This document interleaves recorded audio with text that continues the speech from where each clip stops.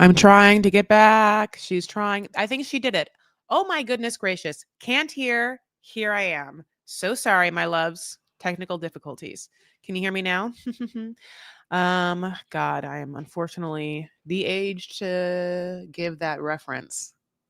Remember when he came back and then he was gone again? That guy from the Verizon commercials? Or maybe he went to another guy, I don't even know.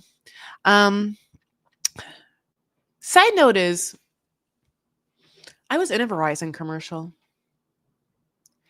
Yeah, it played national commercial. It was like a Verizon commercial about an NFL or ESPN update thing. And it was like I was at a conference and some guy was on his phone and I'm like paying attention to the guy talking and I have to like look over and be like and watching some asshole dude like watch sports. Anyway, here we are. Oh, Lisa. Okay, so happy to see you all. Hi. Hey. Hello. Okay, so as I was saying, I want to know what you've been watching in the sphere of the contenders. I'll tell you I've seen Honora because I enjoy Sam Baker movies. And if you've seen or heard of Tangerine or Florida Project, those are other Sam Baker movies. So Honora is yeah, like an independent kind of like smaller feature film. And I saw Conclave, which I saw on Halloween, which I thought was a great choice for me. And my dad, as you know, raised heavily Catholic, so I very much enjoyed that. And I love Stanley Tucci and Ralph Fiennes, and it was great. So I really want to see the following movies and haven't, okay? And they're all female movies. So I want to see Night Bitch. I want to see um I saw Baby Girl, by the way. I want to see The Substance, The Last Showgirl, and Amelia Perez. And Nosferatu. I don't know if Nosferatu, and I don't know if I'm saying it right, is up for anything. But I definitely want to see all those movies. So that's where I am. I have a lot more to see. What have you seen and what have you liked of all the ones I have said? Oh my god, Baby Girl was so bad. It wasn't too funny. I've seen a lot of Nicole Kidman stuff recently, and I think I'm getting a little Nicole Kidman out. I become somewhat obsessed with her wigs, her hair, just her, honey, just like, I mean, orgasming really, really hard with that little boy. I mean, I don't know. I'm happy I saw it. I saw it with a friend I went to high school with, so we were just like two giddy girls in a theater, like,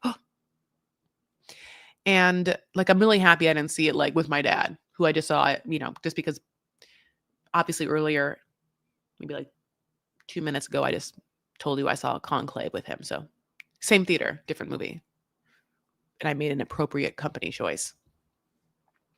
Okay, so yeah, those are, yeah.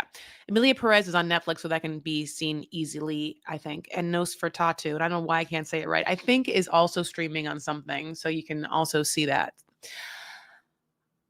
Other than that, I have been watching just the trash, right? So this is the highbrow we've done, and the lowbrow is what I'm watching, which is the best, of course, Traitors. Traitors. I labeled this Sister Wives, 90 Day Fiance, and then of course that means the before the 90 days, which is the tell all that we've been watching, and Last Resort. So I agree with you. Lisa likes her perfect obsessed with Stepford wife face. Yes. I mean, there's a certain understated acting that I just like, it's she's good. It's like she's like, she's not understated. She's just, yeah, she's very specific. Good for her. Yeah. Um, what are you guys thinking of those shows though? Are you watching Traders? Are you over 90 Day Fiance before the 90 days, the tell all? Are you into Last Resort? Sister Wives, we don't get to talk about on the podcast, but as you know, the defunct Brown family just continues to implode / explode in front of our eyes, and then parts just like hit a wall and then go farther. Yeah, I'm happy for Janelle and the farm. And it's interesting. It's interesting because of how much like Christine and Mary and Janelle and Mary do not have a really common at all moment in this divorce with Cody. Like, if you are watching it, this is the nuance, but obviously Cody treated Robin with a favoritism that everyone saw, including Mary, and Mary knew, and Mary was sad that she divorced Cody, even if it meant that he could legally adopt Robin's kids. Mary was like, to me, one of like the wife that had the most to complain about in the sense of losing Cody to Robin, because Mary was the first and had her whole life with this man, was actually married to him, divorced him for her. And Janelle and Christine are like, well, fuck that bitch, meaning Robin. And Mary isn't like that with Robin. And it's just, yeah, it's funny. Yeah, I mean, like the way that the everyone kind of shook out, like not just Janelle and Christine, but their kids also felt a certain way. And if it was just one wife, you could say, well, she turned her kids against you, but there's two. Now, we would love to hear what Leon would have to say, Mary's child, who to me at this point is kind of like this ultimate, I like care so much about their opinion. Because their opinion was prevalent throughout the first seasons. Leon always was expressive. Like, I mean, I'm sure Leon doesn't want to now. By the way, I'm not saying Leon has to do anything Leon doesn't want to do forever. This is just Chris Farrah saying, in the guilty pleasure of Chris Farrah's heart, as it, like, if she could just will anything, it would be to find out Leon's opinion. Because Mykelti ended up kind of being the person that I thought Leon was going to be. Obviously, I'm talking about before Leon transitioned. And even though they did not have, like, Mykelti obviously is the daughter of Christine, and Leon's the daughter of Mary. Leon, like, if Leon hadn't transitioned, not only do I think that Leon's life were to have looked like Mykelti, I almost also think that Leon looks like Mykelti when Leon used to look like Mykelti. And so Mykelti, as we know, is Christine's daughter, who has gone back and forth whether she has empathy and sensitivity to Robin and Cody's side in the divorce, right? Has made definite space for Robin in her life in a way that not a lot of the other kids did. From Janelle's side, it's the boys. And one lady, I forgot which is the sister's name. Okay. But having that, I don't know if any of Janelle's kids are on Cody or Robin's side. Leon saw so much. I guiltily just wish that I was just friends with Leon so I could just really know what Leon thinks, or just like could find just like a friend of Leon that could just be like, well, I'm like, yeah. I mean, I've gone through the Reddit forums, to try and understand like certain things, but and definitely some of the kids talk about sister wives, right? What, right? Sorry. Maddie had a podcast for a whole last second and then it like died. And on the podcast, she was like, hey guys, I won't be talking about sister wives per se. I'll just be talking about my life. And you must be really super interested in my life. And we're like, no, not really. And then sometimes she would talk about her like family. And then like those parts of when she would talk about her family would be like talked about on Reddit and like nothing else. I think Maddie ends up like stopping the podcast after episode 6, which girl, I get it, but come on. Yeah, like Gwendolyn, I know had a YouTube and or a Patreon and or something where she talks about the show and has revealed certain things like her somewhat contentious relationship with her brother, Peyton. Leon and Aubrey are social warriors. Yes, but she doesn't talk about the show, right? I wish, no, I get it, Lisa, sister wives only. I'm obsessed with the destruction and toxicity. Why do we have to watch all the wedding stuff when they already had a whole special? Yeah, they were like, they needed the programming. I don't know why it takes so long for these seasons because they have to piece together so much. I'm like, not enough happens day by day. So they film a whole bunch. I don't know. It's just, you're right. It's wild. I enjoyed the watch party for the tell-all. I enjoyed the watch party for the tell-all. Did we have a watch party? I wish we did. It was all a ruse. The adoption story was ridiculous. No one believed it. Hello. The Kelty is drama queen. Too extra for me. Leon and Emery are social warriors. Yes. Gwen got paid to shut up by daddy. What? How do you get enough money to pay him? What, did he sell the white Lexus convertible? How does he have enough money to pay off his daughter? I'm sorry, but like, why would you do that? If you're going to like, her family sold her out.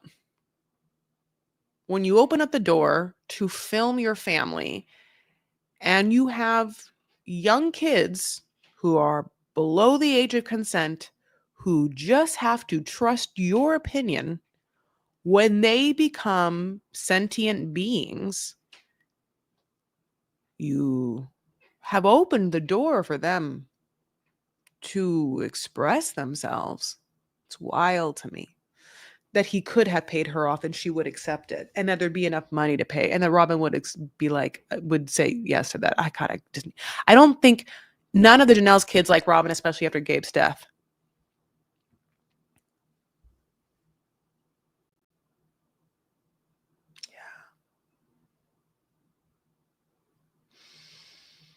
Yeah. Like,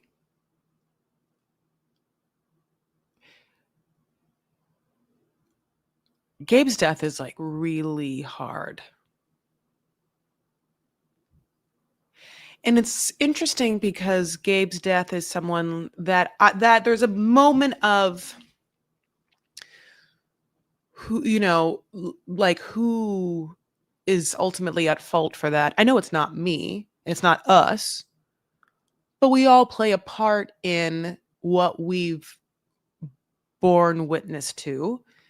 Now, definitely the fault ultimately lies with people closer in. Okay, I'll say it that way. But there's a part of like when people die that are on reality shows that I feel really like Lady Macbeth, like out damn spot. Like I like feel so bad, but also like I wish I had never watched them to know that they were in pain because they weren't, they were hurting too much on the inside for me to like just watch their lives and comment and just think that they're entertainment, obviously. What I guess is the lesson to always remember is that everyone is in some sort of pain we don't know. And so we can't just assume they're just characters walking around, even if they're getting paid to be characters walking around. That's how I kind of felt about Tracy and Love After Lockup. And I remember Taylor Armstrong's husband. All right, let me move down. How are the fires and mood in LA? The fires are better. I cannot believe how many people lost everything. I obviously didn't lose everything, but I know people who did on both sides, in both fires. I was like both sides of LA. The east side being Easton, Altadena, blocks gone, people's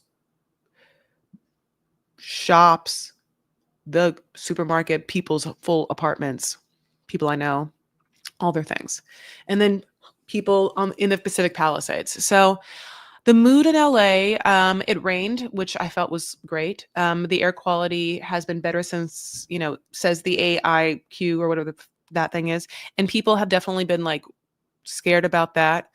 I think that there was just this shock that had happened, and then also shock how everything went wrong in the wind, and how it was like this perfect literal storm, and if it was trying to isolate what was happening, and if there was going to be looters, and if there were arsonists, and kind of like being definitely not comforted by social media, but at the same time trying to do what you can. And whether there was definitely so many people that like gave things, went through their things to give, donate, people were like almost donating too much, and things in the sense of places had to have protocols in.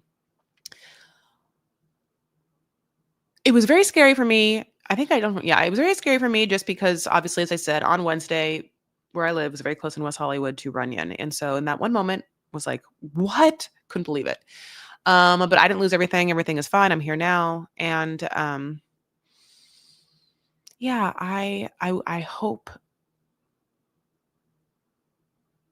to God that, as much good comes from this as possible, and people don't suffer more like with their insurance companies or being gouged here and there than what I think is going to happen. And I just gave to, personally, I just gave to a whole bunch of GoFundMes. This, that, just GoFundMe this, GoFundMe that, GoFundMe this, GoFundMe that. That's what I did. TikTok looters. Yeah. He gave her a lump sum to get her to shut down Patreon and stop trashing him. And she took it? I wonder what the NDA said. Because, sorry, ow. Because, I'm sorry, ow. In the sense of, does it say that she can't ever talk or comment on anything on any social media? Is it just Patreon? Could she open a Substack?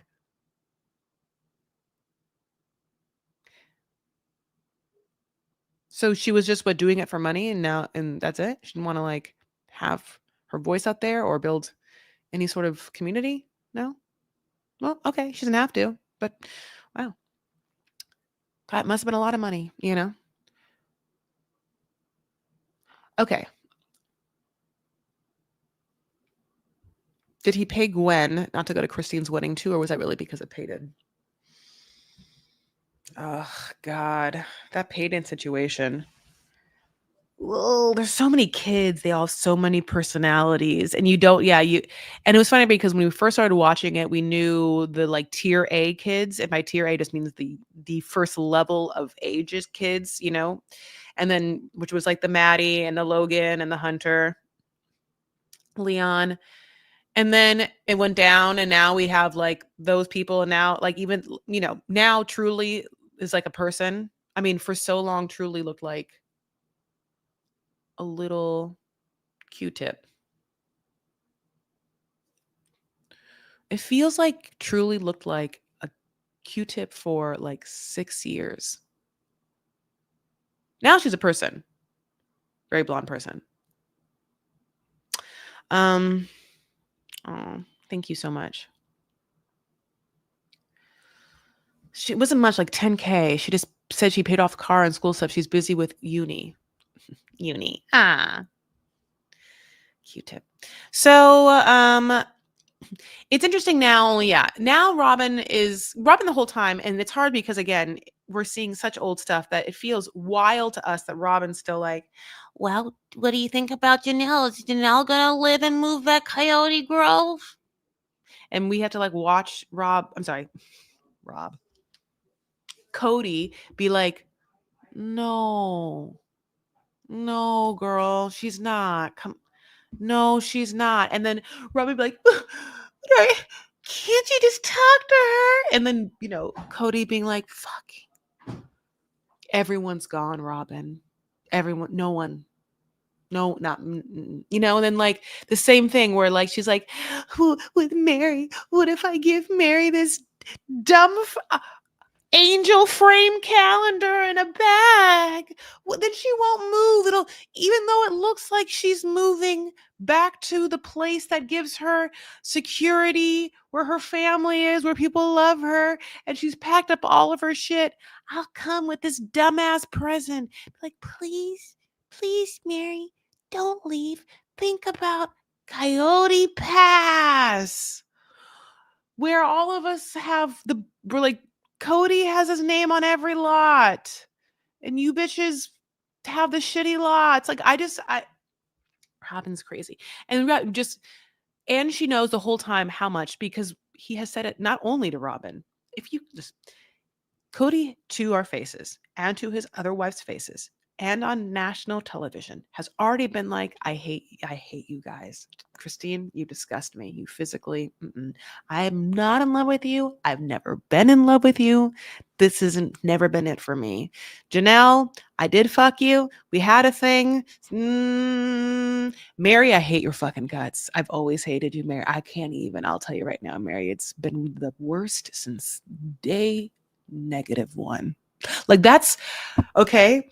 That's what he said to them and us in confessionals on national television. Can you imagine what he said to Robin behind the scenes? And so for Robin to continually to be like, Cody, are you sure? Guys, are you sure? Cody, you can make it work in the spiritual union of God. He loves God and you love God, and you both live in Flagstaff, and don't we love coyotes? We love passing coyotes. I just like, oh shit. You're just like, it's the kind of irrational delusion where it's the foolishness where you can't argue with it, where at the end of the day, and I hate to say this, you're just kind of like, well, Robin, that's how you've been that cult for so long, kind of how. This is because this is how the thinking goes. This is why. If it's not what you've just been saying in your mind, it's like the 2 weeks you get Cody to give you $40 to go to Nordstrom Rack. I mean, Marshalls, I think it's so embarrassing for these women and mean of her to continually being like, how dare you not give it another chance to like both of them? I think it's so mean. Like, I think it's devilishly demonic, mean girl mean. It's like Regina George mean. Because I cannot imagine that you have to tell me then, Robin, you have to tell me that you are not cognizant of how this feeds your ego and how this makes you look like you're the loving wife and how he loves you so much and how desperately horrible that is for other people to be in that position and watch, and how you are saying that they should live with it, that's the way it is. It's mean. It's like ultimate whatever. It's I know, I love you guys. I love it. Yeah, I do have some exciting stuff coming on. But anyway, so I will get to that. Anyway, so Robin, now the whole thing is like, Robin's like, well, I don't know if I want to be monogamous. I don't know. Robin still wants to live by the church. Her kids want to go to church. Cody, like, I fucking hate all of it and I want to be monogamous, and Cody is just like, want to burn it all down. I mean, I wish we could see him getting the perm. Okay. So, yay. Mary's eyes have always creeped me out. Robin missing paychecks only. Ooh. Mary has had a glow up. Mary looks better. She's like tamed down her eyebrows.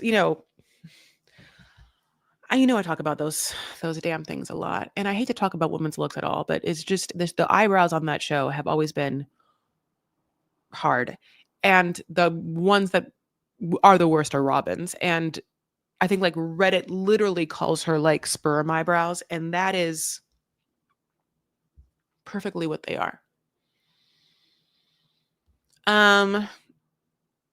Okay, so yeah, I am bringing back Fancy, which I'm so excited about. My fun bio queen drag character. I do Fancy based on the song by Bobby Gentry, made famous by Reba McEntire. Fancy. Here's your one chance, Fancy. Don't let me down. So I have a brand new show. I keep saying that because I'm excited.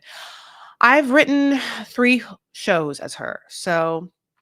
And I performed them all. And it's been a long time since I've written new material, and especially a full-length show. And there's music, like songs. So I'm excited to like put it up, get some fresh energy. I feel like I need fresh energy. When I say I don't know. Sometimes when there's a part of the worst part of being an artist is that you're like, well, I really don't know what to do. All I can do is trust myself and what I like or what I do, and hope that if I like it or what I know I like or what I do is something that I relate to that other people will too, right? The other part of everything is like, oh my God, it's just the most self-indulgent thing ever. And people like, this person's a crazy person, wildly unhinged. And she thinks, like, we're going to pay money for this. So those are the two sides of the coin. But I do think that some energy is nice, and I'm excited to do it. And the show is dumb and fun. Fadum.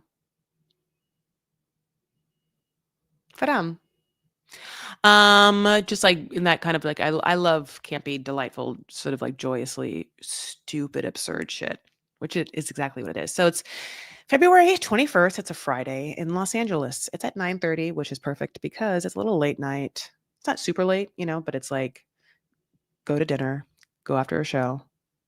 I'm sorry, go to dinner, go to get a drink, come to a show, and go home afterward. You'll be done at like 11. And it's at the Lyric Hyperion on Hyperion Avenue in Los Feliz, Silver Lake area. And you can get tickets at Eventbrite, the eventbrite.com website, or they have an app, and it's called Fancy's Hookin' for Love.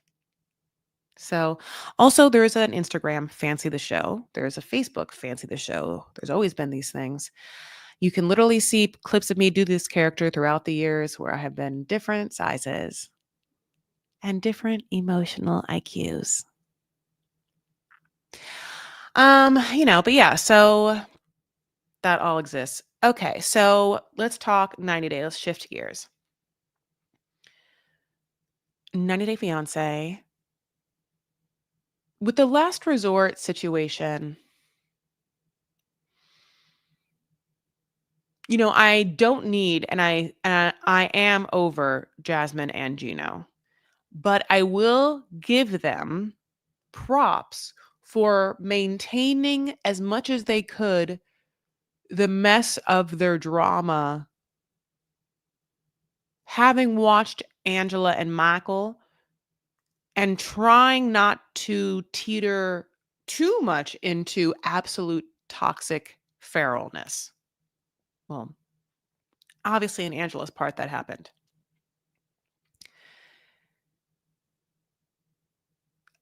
The Angela thing is hard. It's because I keep thinking, well, there's no possible way they can have her back. But they do.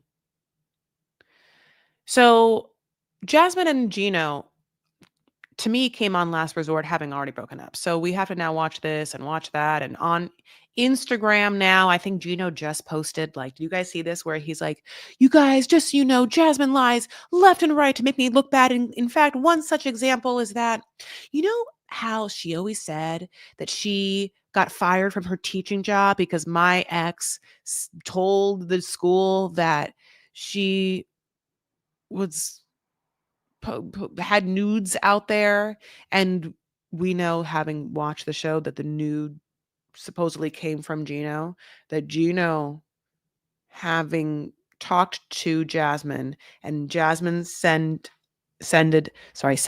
Gino a nude, and then Gino was still talking to his ex and supposedly was like, hey, hey, hey, look what hot woman I have now, and then sends the nude to the ex. The ex supposedly then went to Jasmine's job.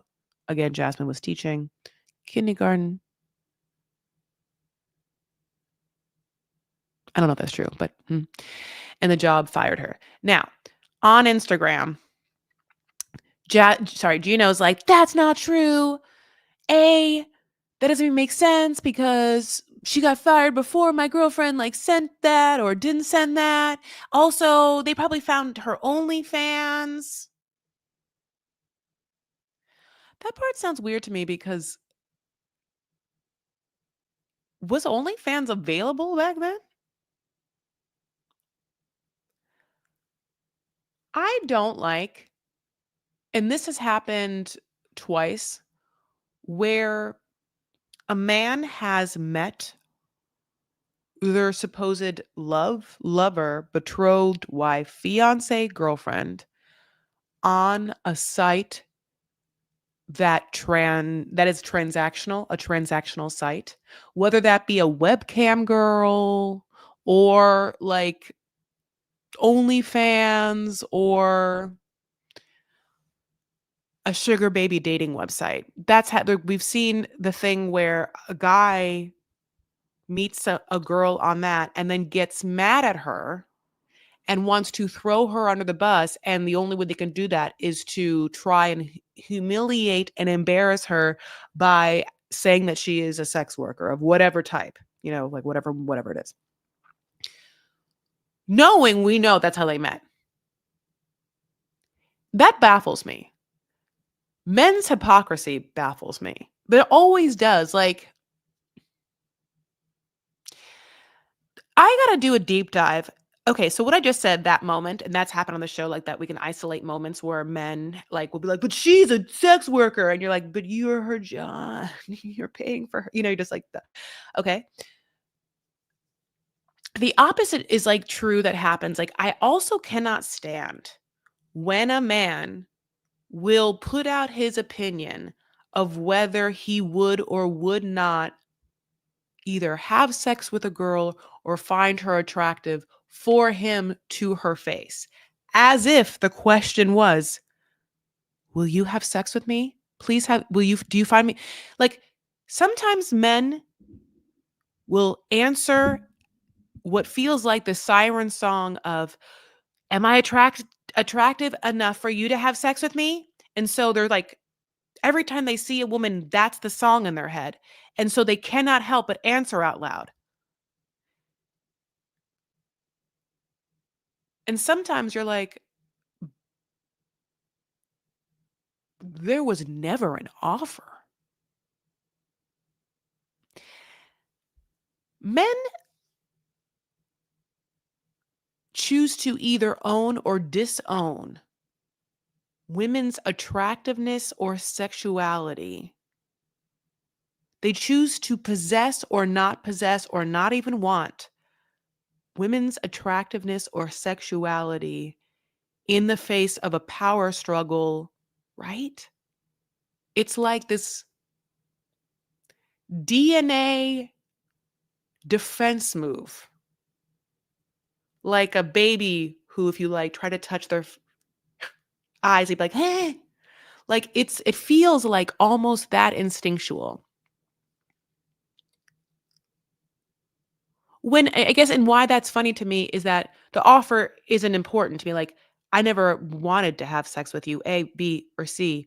You so desperately wanted me that you, like, in the situation of you just talking to me about your own attractiveness or your own ability to have sex with me without me asking or even letting you know that's an option is crazy. And then also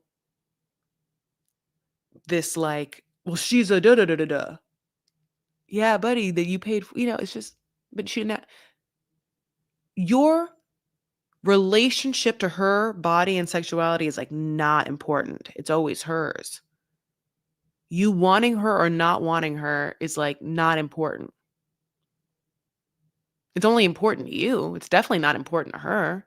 I mean, unless it is important to her, but these kinds of guys usually aren't, you know? I don't know. I find it fascinating.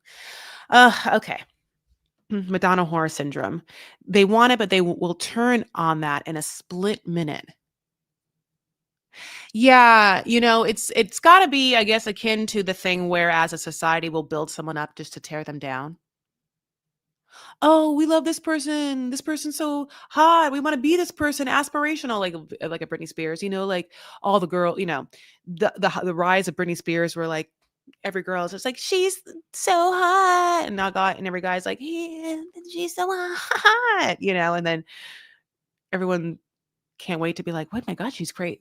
She's crazy. She's crazy. Oh my god, she's crazy. She's so crazy." And then like suddenly it just becomes, "Wow, she's fucking crazy. She's fucking crazy." And Brittany never asked our opinion about her mental health. I don't know. Yeah. Our need to comment, which I guess is what I'm doing, is interesting. When do people ask for commentary?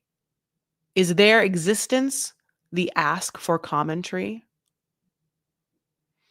I think that if you monetize your existence, then people can talk about you.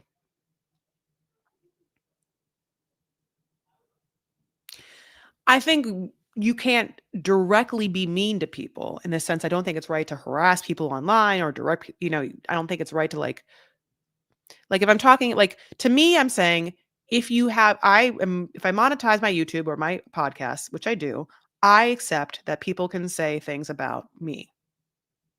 What I don't want them to do is like go to my personal Instagram and just leave comment after comment about how I talk at 50 miles a minute or how I'm shitty or I don't remember someone's name or what a dumb bitch or whatever it is like about that. I don't come to me with it. You can make your own podcast about podcasts, commenting on other people's podcasts and saying how much you hate me on DocuSuite. You can do that. I'll never check it out. You know what I'm saying? But like you have the freedom to say that's your freedom of speech. But it's just interesting. People feel like they need to comment on everything sometimes. And some things are inside thoughts and some things are outside thoughts. I comment on television shows and reality shows because those are things that I feel like people have put out there for discussion, to discuss and or feel. Like I'm not saying reality shows are art, but I'm saying the purpose of art is usually to invite a certain question or discussion or feeling or provoke a discussion, feeling, reaction, something. I'm assuming. Not to be meta about it. So okay. Um yeah, so like I don't need them. The Natalie and Josh thing, again, also fake. Last resort in itself could end soon. Like I hope it does. Like, like it's we don't need all of this. This needs to like hurry up and get to a natural end. I will say though that I'm thankful that Brandon and Julie are on it. They are bringing a certain energy. And subsequently, I'm happy Florian's on it. Stacy, I'll be honest, I kind of wish it was Darcy. Which I'm happy Darcy's coming. But I am happy it's Florian. I forgot who Darcy was married to, that other guy, Georgie. Like I never liked him at all. Like I don't think that he would come with the personality, the not give a fuckness, nor definitely the dentures of Florian. So yeah, I'm happy about him being there with, his POV. Did you hear there's going to be an Alec Baldwin reality show? I certainly did. And I could, I kind of couldn't believe it just because it really goes to show you how much money they want. They must spend money like nobody's business. And it's true. He's a Baldwin. He married, someone who pretends to be Spanish when she's white, which is crazy. And they've Mormoned it up with like 29 kids. They live in like the Upper East Side. I can't even imagine how much money she spends. He decided from his own vanity or his own ego to marry someone who wants to eat money. And so, yeah, they have to do it because I'm sure after the shooting, there suddenly was a dry up and they were not saving.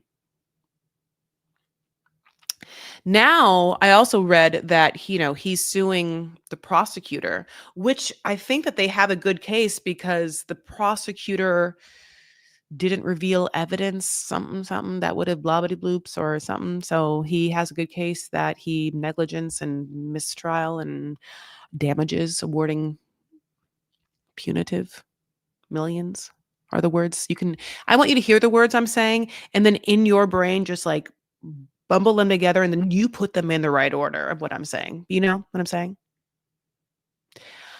I'm not going to watch that show. All of Hilaria's kids are named Spanish names too. You think it's just for money. It must be a lot of money. It's a recipe for family disaster, especially with that many small kids. I hear Stephen Paul gas money issue. Yeah, I mean, there's all these Baldwin things. Like Stephen Baldwin's the one that's married to China Phillips. China Phillips. And everyone is so fucked up. China Phillips from the mamas and China Phillips is the saying, right? Hold on for one more day from Wilson Phillips. But her dad from the mamas and papas, no, right? Or whatever, I think. But that person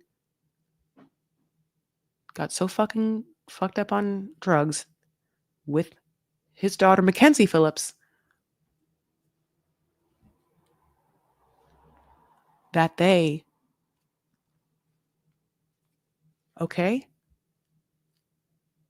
And the other daughter, Bijou Phillips, was like married to Danny Masterson the entire time and sat through him like throughout the fucking Scientology trial when all of the rape people were like, he raped us and Scientology covered it. I mean, I don't know what to tell you. Like, I get why people believe in the Illuminati or whatever. Like, to me, what? Yeah, and Stephen Baldwin's daughter is fucking Hailey Bieber. What? And then Hailey Bieber is married to Justin Bieber, who no longer follows Scooter Braun or Usher, and of course Usher and fucking Justin Bieber and all of like the fucking P Diddy shit. Like, what? Putties? What? By the way, if you are the 13 people in this room who are here now, and I die tomorrow, you'll know why. And you better come and get me. Or I don't know. You better just tell my dad what happened. And maybe he can sue for $1 million punitive damages. I don't know who's he going to sue, honey. He's not going to sue it. I mean, I don't know how far it goes up. God.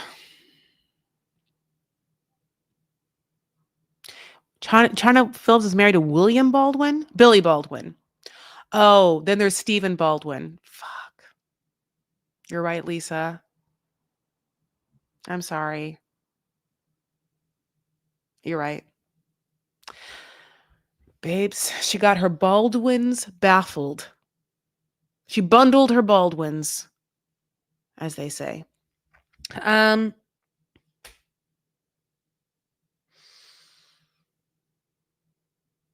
Okay, going back to Last Resort, can you believe I was still talking about that? They're going to bring in Darcy, like I said. they touched upon, and that, that was for the family therapy. And they touched upon, obviously, in the Sophie and Rob thing, how horrible Claire is. Now, we all know that Claire's been on the show. In fact, was on season 1 of Rob and Sophie's season of them, the first season. I feel like she was on more than any other third party of any other brand new couple we've ever seen. Like, she would not be there. I'd love to know what that was about. Like, I would love to know, is like, I want the productions to be like, she wouldn't leave. We couldn't get her to leave. Or if they're like, we knew that she was crazy. We loved filming with her because we knew that she was crazy. So every time she was in America, she would. So then my question is, why are they going to get Claire in front of all these therapists with the certified hypnotist, strong lady, and Clapham and Reba? Why can't we get all of them with Claire to do like the thing that we say we do? Therapy for the greater good. That person needs it. And we've already established how intense Sophie's trauma is because of Claire. And we've literally established it to be the only crux. That's not quite true, but right now they're leading us down the storyline that it's basically the only thing that keeps Sophie and Rob from being together, because Sophie feels so traumatized from her youth that she's unable to, like, be in a healthy relationship or feel love or whatever it is, whatever, like, that's what they're making us. I'm not saying that's right, but because, whatever, but he's no angel, he's a knob. But it makes sense for us story-wise to have Claire come in. They're not saying she's going to, though. And it feels like they should know that they should bring her in, and they should know that it's expected, and they should know that if they can't get her, they have to tell us why. Saying, you know what, guys, I'll be honest. Yeah, like, the therapists got together and realized how much work we could get to the bottom of if we could have some time with your mom. So we tried to reach out, production tried to reach out, and she wasn't open, available, whatever. Like, I'm going to say it would actually give any of this mild amounts of credibility. I want you to be the host of 9-Day Fiance Tell-Alls. You'd be perfect. I agree. I agree. Well, what can you do? Don't have Baldwin at the end of my name.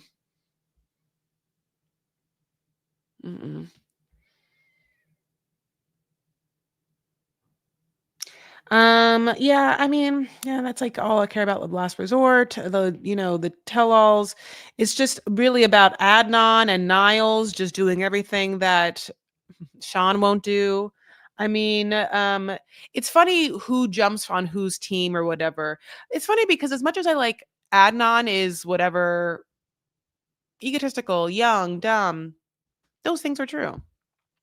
He's not sometimes great. Like him, I'm just going to jump around. Him being so excited that the door was open for Rory when Rory's dog came in. That moment of pure joy happened in real time in the moment. Is because that person was actually present in the moment, watching the dog open the door and then come in. You know who's not present in the moment? Sean. Now, Niles did too much, right? And Niles literally, like a sponge, absorbs every energy possible and every word, every sound possible. And it's hard for him to disconnect, let it go, let it wash over him, let it not affect him. And I get that. It's like, it's like, I get being affected by stimuli and sensory stuff. Like I 100% do. Like, for instance, a side note is, say this, I'm working out with a personal trainer right now, right? And for the first time in my entire life, I am 100% focused on strength and stability. I'm just like squeezing parts of me and then slowly trying to strengthen those parts of me so I can feel the muscle even more when I squeeze. Like, that is it. Okay, moving on. Oh, I had a whole point of saying this. Oh, okay. So whatever. So I have to go to this part of the gym and do like little compound exercises, like so using like TRX bands to hold, and then doing like a lunge, going backwards, sets of those, and then I'll turn around and like lay down on the ground. There's like a pad there, and put a band on my legs, and do some hip thrusts, whatever. There was like, so I was gonna get this done, and like there was some gentleman, and he had a crazy apparatus of a lifting thing that was these bars, and it's like, okay, how do I describe this? It's weights on a weight bar that has multiple things to grab. It's like a do it all. So I'm sure you can easily use different grips to slightly alter the muscles. Like, I'm assuming that's what it's for. But the motherfucker was like pushing it up and doing his reps and letting the thing fall to the ground so that I could not at all do anything on the ground. I couldn't even stand by him. Much less I could not do a backwards lunge where I would have to have my knee touch the ground. The radiation of his fucking weights felt like like a heart attack. Like, like it literally viscerally affected me, and I had to like just move away. All this to say, sounds, lights, if something is in your space and it's suddenly overtaking you, it can be difficult to shut it out. Don't even know how you get better at it. You must like, is there like therapies, exposure therapies where you're forced to just go to like a rave and just enjoy, just enjoy getting hit every time someone pushes you, every time the noise gets loud, every time there's a beam in your face. Just not only learn, you have to learn to accept, sit in it, and not only that, like it. Either accept to like it, or accept to do some sort of mental mindfuck monk shit where your mind is somewhere else. But even then, seems like that is not safe. Anyway, Niles can't do it. Either can I. He talks to everyone. Everyone gets annoyed with him, and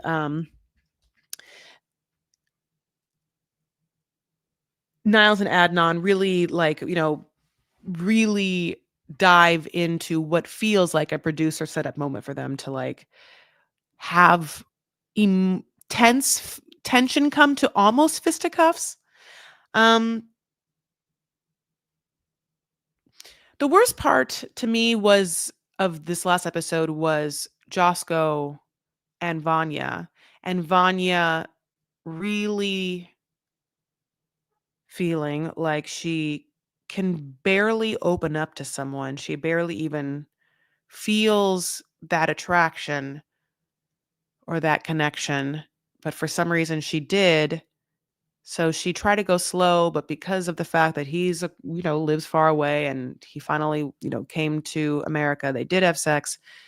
And in those moments of intimacy, she let her guard down and started to emotionally connect. And then two things happen. A,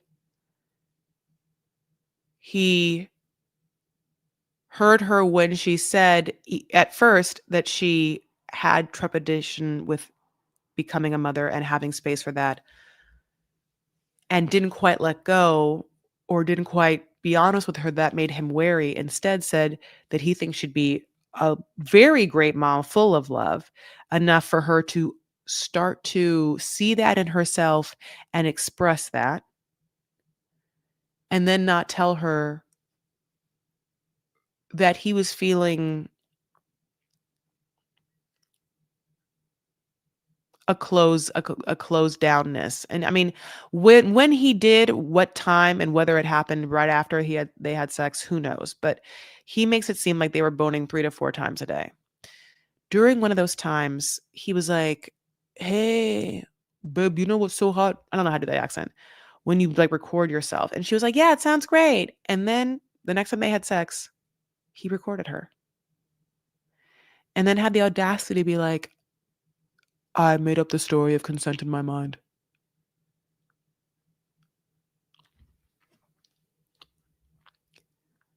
I mean, my heart broke for Vanya.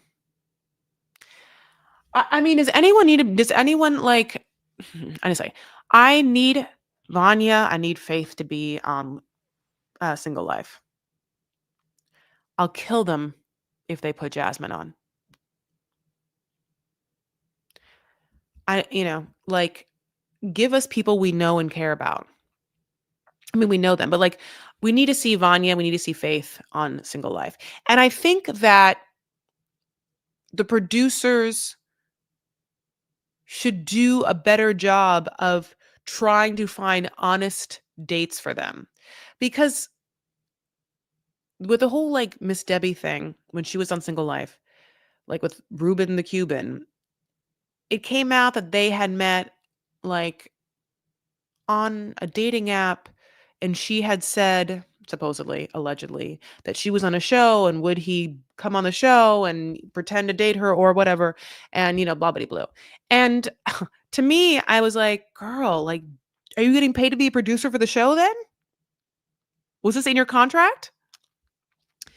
The producers must be like, it has to be real, but at the same time, why? I would love to see a situation where you were even upfront. Like, if you were just like, Vanya is talking to 3 guys online, we're going to follow those people. We also, as producers, found so and so. Now, this person cannot just be an actor. Like, Vanya is a hot commodity. There are paid matchmakers in this world. I can only imagine you can't just throw out some lines to some matchmakers and get a quality couple of options. Show them a picture of Vanya, say she belly dances, she's great at makeup, she has a supportive family, loves to travel, she's hot, she has a great body. And then, like, have some actual dates for her. Same thing with Faith.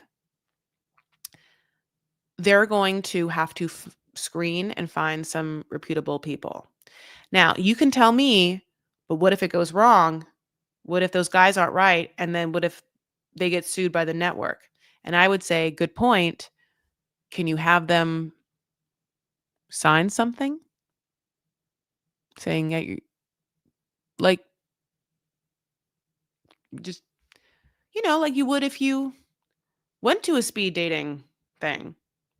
Have you guys ever, any single people here? I did a speed dating thing once and it was lackluster. And I wonder now what I would be.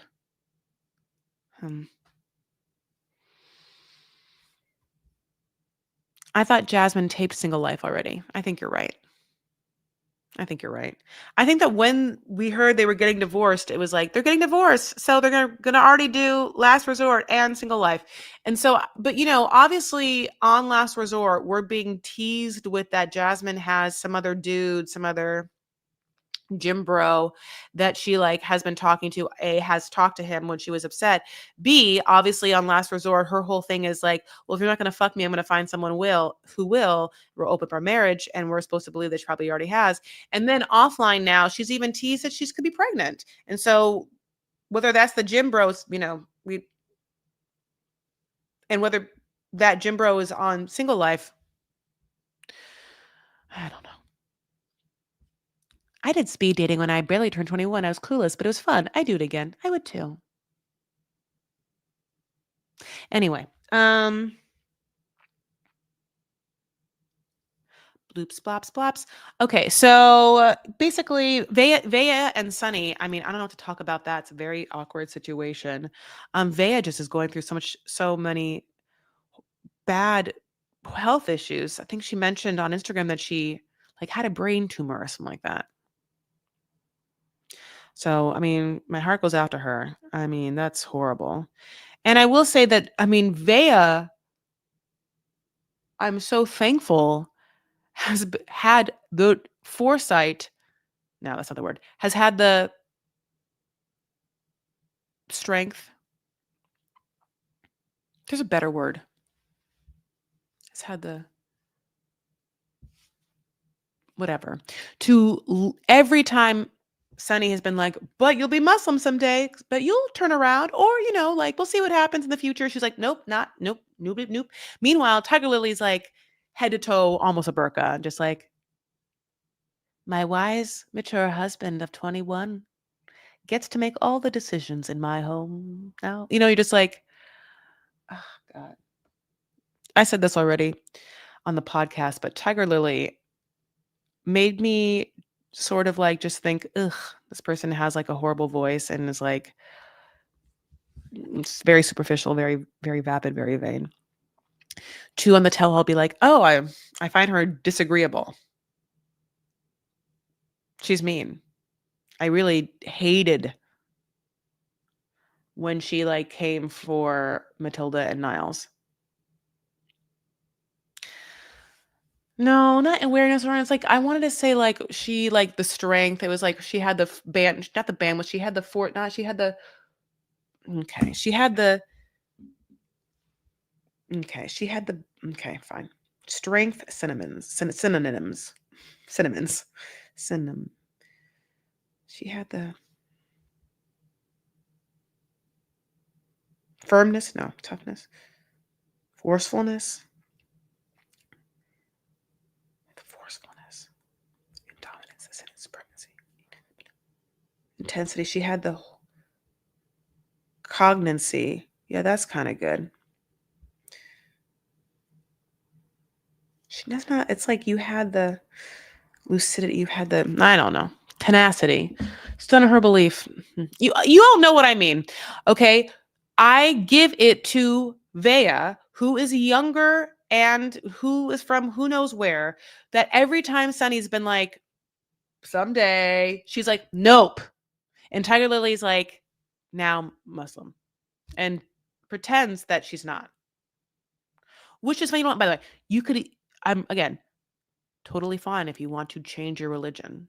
Obviously, I'll bring up Omar and Avery for the rest of my lives, but I just want to give her, Vea, like some claps for that, because she's young and sometimes people have a hard time standing up for herself, and she has always been like, absolutely fucking not. Didn't you goddamn hear me when I said I was in a cult once and I don't want to ever be in this shit again? So you didn't hear that? Who do you think I am? You? Who do you think you are? Your dad? I don't listen to you. Did you check out Adnan checking out Vanya's cousin? I mean, no, but I did see him check out Vanya and then mimic her. I think Adnan was being, for sure, egged on by producers who were like, Adnan, who knew? What a star. Jordan, the star is born. Now that you're here, wow, you're going to be a big star. Just keep that personality up. All those ha-has and hoo-hoos, people are eating it up, Adnan. Everyone's like, Adnan, what personality? Doesn't it kind of feel like they were like that and he's just like doing too much? And doesn't it feel like they look at Tiger Lily and they're like, and Tiger Lily's just like, whatever. Talk about giving nothing. Okay. Sorry, quick drink. By the way, this is the first time I've had this drink. And I've seen it other places. It's a little misty woo-woo, but it's the Blueberry Mint Vibes Mind and Body Function. Okay. I got this at the gym, and it was just mostly because I like been working out my first day doing like strength training, or I've been doing all the stability training. So I've been like, I lifted a lot of bullshit. So I was like, hey, do you have a drink with magnesium? I was like, do you have anything with magnesium in it? Because it's like good for muscle recovery and, helps you sleep. So like, well, we have this one thing, these vibes thing. And so that's what I got, but it also has hemp CBD in it. And like, I'm not someone who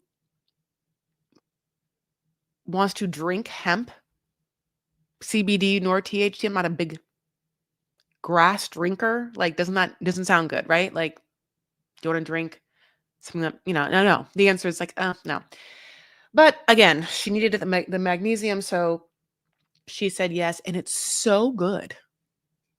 For anxious minds, for too long we've ignored the mental toll of what living in this fast-paced world full of distraction and uncertainty is doing to our well-being. So true. There are more demands on us today than at any time in modern history, and it's wreaking havoc on our mind and body. It doesn't have to be this way. Vibes is made with CBD, a subtle but potent cannabinoid. Well, okay. Um, I like it. And again, it has a little grape juice and a little stevia, and there's just a minuscule amount of, like, to me in this thing, there's only 5 grams of sugar. To me, it's not that bad. If you're, I guess, all sugar, you wouldn't want this, but it doesn't have a super sweet taste, but it's very yummy. Okay, so I think we're gonna see more of Vea and Sunny. Fortitude. It is fortitude. It was fortitude. That's why I kept trying to say foresight. It was for something. And it's fortitude.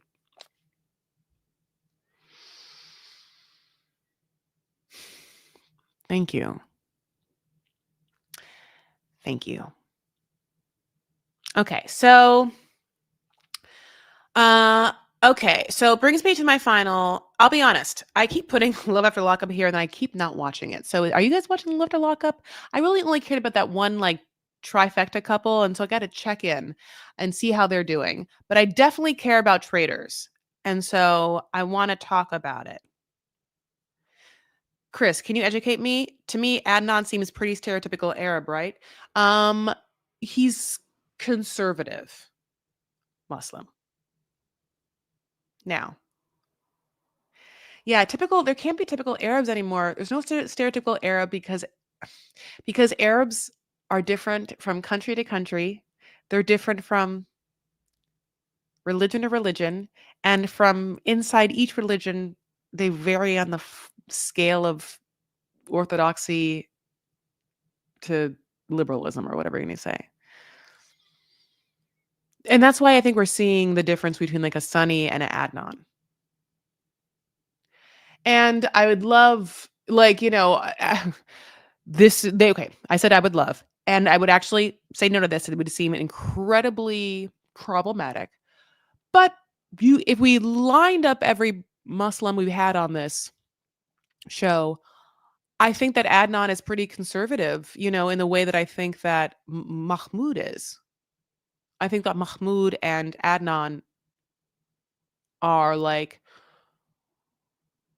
one far right side, kind of. And remember how, okay, so yeah, because remember how then Nicole went and, like, had yoga in Egypt with that girl? And remember how we found out that, like, yeah, Nicole was in the old conservative sect?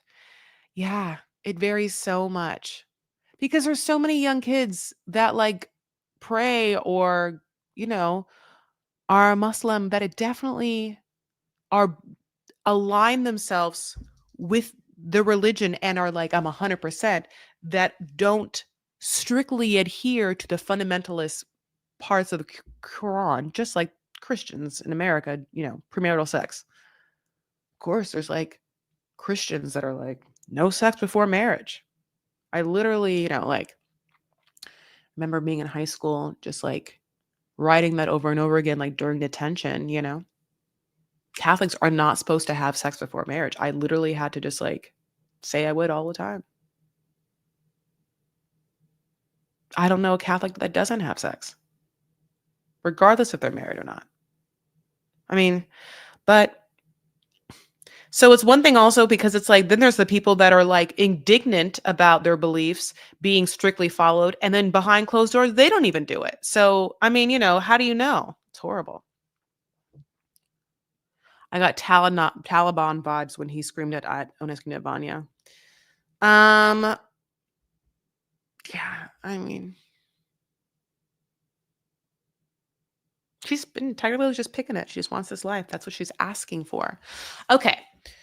Are you guys watching Traitors? To me, the answer is no. You haven't talked about it once. Is it because it's on Peacock? Right now, I think it's also on TV now, too. Traitors is so good because it encompasses RuPaul's Drag Race, a little Big Brother,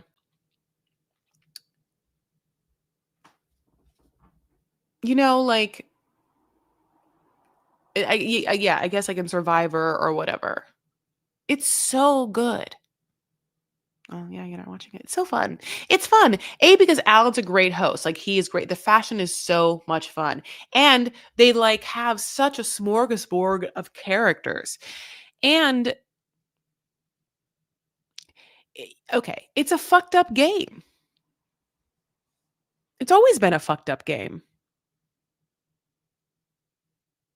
I really highly recommend it. And again, I think that there's like pockets of games that people play in their life, like think about, what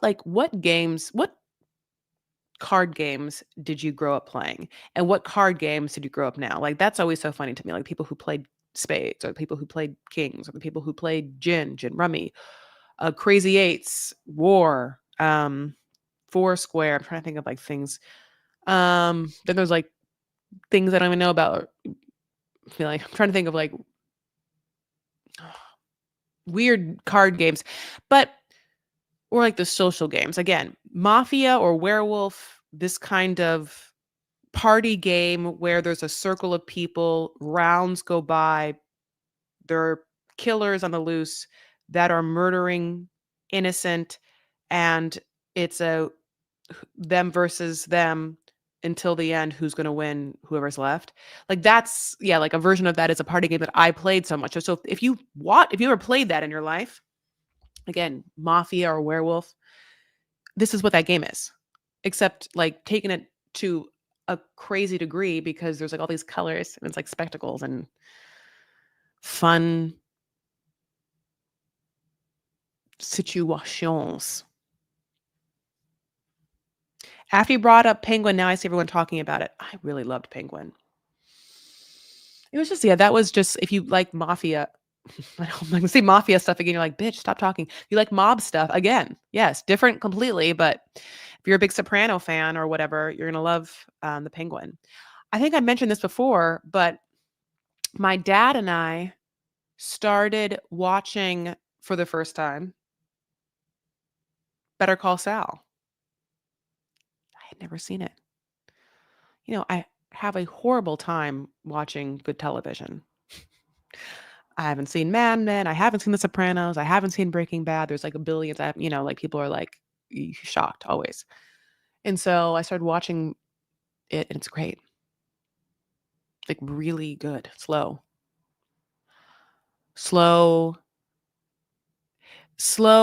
sometimes subtle, but then the small moments are huge.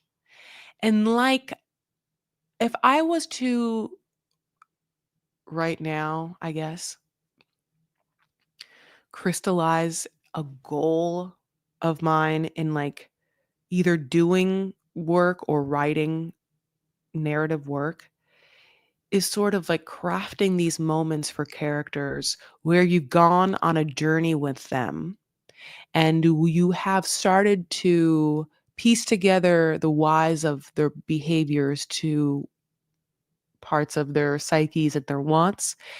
And so as they experience wins or losses, you start to feel for them. And sometimes the wins and losses happen in these really small moments, right? Like a wink from someone or a message from someone or, I don't know, the small moment of what would be considered a victory for this character's utter driving goal / need. Better Call Saul has a lot of those. Bad guys you love to hate. Yes. I never saw Dexter. I need to see it. What are some other YouTubers you watch? Just call me Wah. I almost never watch YouTubers.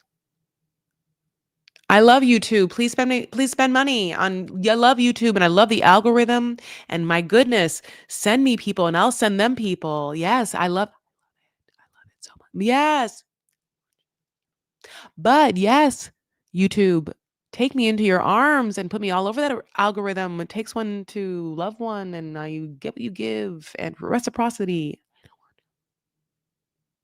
I never. Um.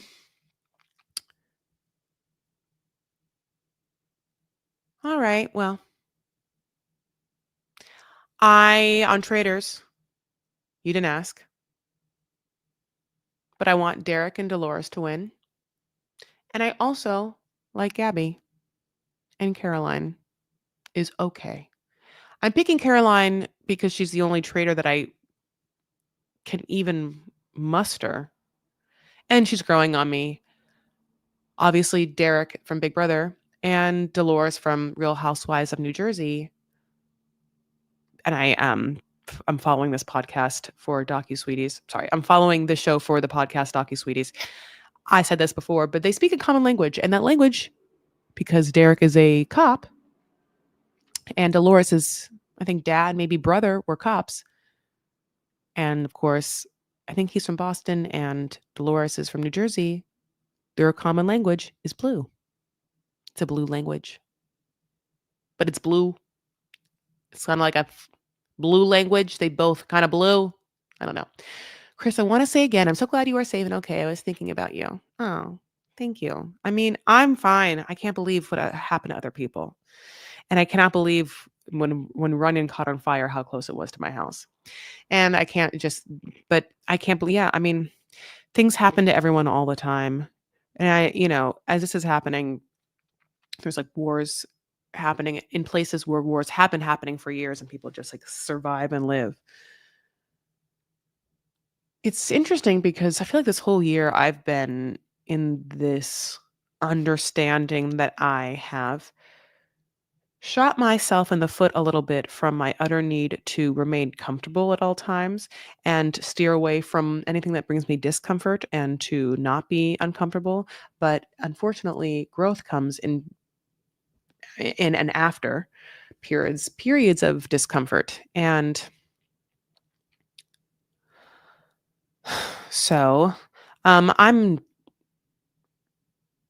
saying yes to keeping on what I'm doing despite any sorts of discomfort, anxiety, or whatnot creeping in. And also, I have the privilege to saying that my apartment's still standing. My stuff's still here. Oh my goodness gracious, babes. What else is happening in your lives? Yeah, I'm excited to do the fancy show and excited to kind of like get back and just start talking more in front of people. Because I feel like in this time, one of the things I can do, I guess, is facilitate connection and talk, hopefully from a place of being present in this moment so that what I'm facilitating is a moment of authentic, existence. I think that sharing space and sharing company with people is like the ultimate protest against feelings of depression, loneliness, or any sort of like AI, artificial intelligence.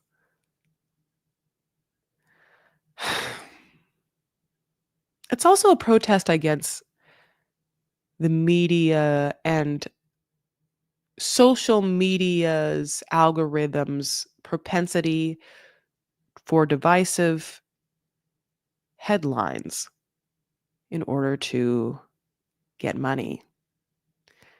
And so theater or comedy or anytime you get to share space with someone is sort of like an ultimate protest against that. Like, how dare you to bring us from each other? How dare you use thought and other things, wars, pay other people's pain? How dare you use things to make money and at the same time not care what it's doing to us? But it's like the where do you draw the line? Like, if that's what Zuckerberg's doing with Meta, creating social media algorithms that fire up parts of the country in a very divisive, polar rhetoric, fanning the flames of us, the users. Is that different from Jerry Springer and, Dick Dom, who is the executive producer that was on the Jerry Springer docuseries?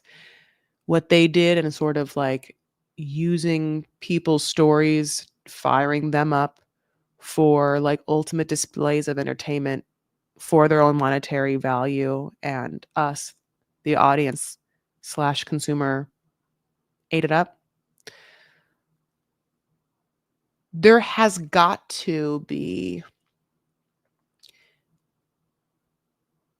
an ultimate understanding of like where we align with what roles we'll play and what boundaries we have.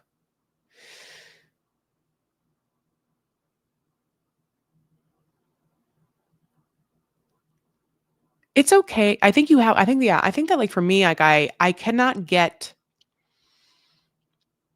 news from social media sources. I have to go to websites, and I have to go to like 3 different websites of varying opinions in places that I feel like whose opinions aren't being necessarily bought and paid for by people who need certain opinions out there.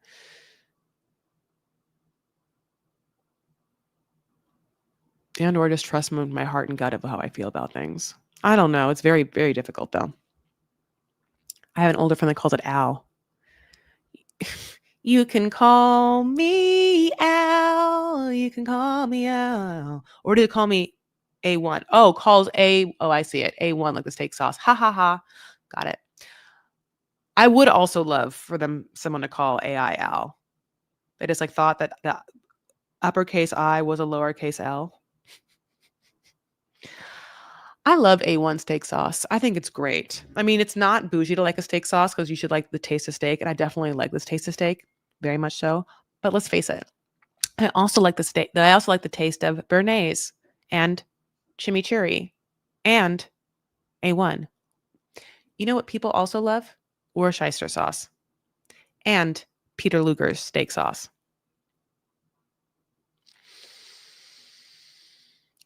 Oh my goodness. Do you think that Josco and Bozo like met like they were like, we don't know each other, but I'm like, how did you guys not fucking meet up? How big is Croatia? Like, if they're both on national television, what is the degree of separation in Croatia from Josco to Bozo? 3? Like, do you think that Bozo knows someone that knows Josco? Is that a weird question to ask? I just want to know. I just want to wrap my head around it. All right, well, I'm gonna go. But it's been real. It's been really fun. I love you guys so much. Thank you so much for spending some time with me. Was your dad affected by the fires in San Diego? No, because he lives in Orange County. Thank you so much for asking, though. No, it's like literally there was like this part of the fires where it was like all like the like danger zone was like all down the coast, or sorry, all down Southern California, except for like the very, very tip of the coast where my dad lives. And so I yeah, during the fires, I got out Wednesday, right? The Wednesday that Runyon caught on fire, I had a weird feeling and left like 4 hours before for some reason. Is because Pacific Palisades and the other fire was happening. And so I was someone being bookended by fires. And I had already started to read reports that in Pacific Palisades, people had just left their cars, like because they couldn't move, and their keys in their cars, or took their keys. I'm not quite sure exactly what it was. And that freaked me out. And if you know LA, the way it looks is that in West Hollywood, which is like the central, there's I'm like in between freeways, but like pretty landlocked. The hills are right above me, and that's literally where Runyon is. And there's no freeway until you get to the other side of the hills, and that's the 101. And to the bottom of me is the 10, and then that's very low though. And the 101 kind of comes down to the east side of me. It comes down the hill, and that's have to get to it at the east side, and then the 405 is horribly west. All this to say, I had a feeling, trusted my gut, came down to my dad's house, started like doing some work. Sometimes when I'm stressed out, my first thing I do is just like I get exhausted. I get very tired. Like stress, like it's something that like my body like it's a horrible defense mechanism because it's not a defense mechanism. I would say it's a survival mechanism. It's not, because if I'm really stressed out and my body's like, great, I mean, I'm dead. So anyway, at least I won't feel it. So having said that, I was stressed out, took a nap, woke up, and fucking rain was on fire. And I was like, oh my God. But ended up being fine. But you know, it was very close to my apartment. I ended up just staying in Newport for at least like 4 days because I was shocked and didn't know what to do. So I just started like cleaning up everything in my dad's house I wanted to take up and or donate, and just, you know, I mean, I can't tell you, I spent at least $700 on different GoFundMe's. Just, I mean, you know, just God bless. Okay. So here we are. Let's do it. So I love you guys so much. Let's take a breath and let's let it out. Let's let it in. And let's let it out. All right. All right. We are safe. We are good. We're doing just fine. We're going to be grateful for whatever we're grateful for. For me right now, I'm so happy that you have spent some time with me. Please, if you don't mind, like this video, give it a thumbs up. Remember to hit the subscribe and the bell and comment after this video goes up. So, you know, YouTube knows how much I love it and watch YouTube videos all the time. I can't stop watching YouTube. Love all the YouTubers.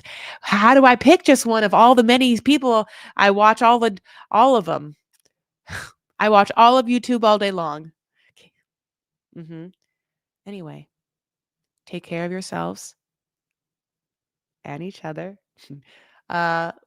Love one another. No, what did I say? Make art, stand up for what you believe. Something like that. All right, babes. You know what? Because my saying is kind of like the Jerry Springer saying a little bit. That's what fucked me up a little bit. He says, take care of yourselves and each other.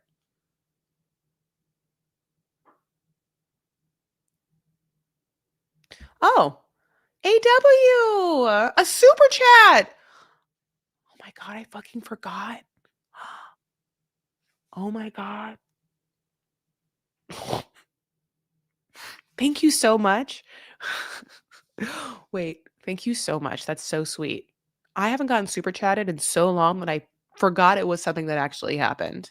That's so generous. Thank you so much. That's so sweet. Oh my goodness. Oh, you just made my night. It's so weird. I do like getting tipped. It's a part of me that always like being a server. Thank you. Thank you. That means a lot. Yeah. Why is like gifts a love language? Like, why do I do feel love. Like, you know, I do feel love for many different reasons, and you're spending quality time with me. I do feel love. Believe me, 17 people are in here, and I've said hi to a lot of people. But yeah, isn't that weird? I do feel love from gifts too. You can't help it. Feels like someone, you know, just really appreciates you in some sort of way. Ah, thank you. Thank you. That makes me feel really great. All right, my loves. Okay, so take care of yourselves and one another. Stand up for what you believe in. Make art. And one another is what I usually say. And he said, take care of yourselves and each other. Wow. I didn't know I had stolen from him this whole time. I didn't think about it. Well, here I am. You know what? There are no new thoughts. We just recycle thoughts over and over again. You try to put your own spin on it. Okay, babes. I will talk to you all later. You know how much I love you. And thank you for tonight. We'll plan on next week, okay? I will give you hopefully couple of hours a heads up, if not a whole day. Bye. Oh, subscribe to Docu Sweetie's YouTube. Bye.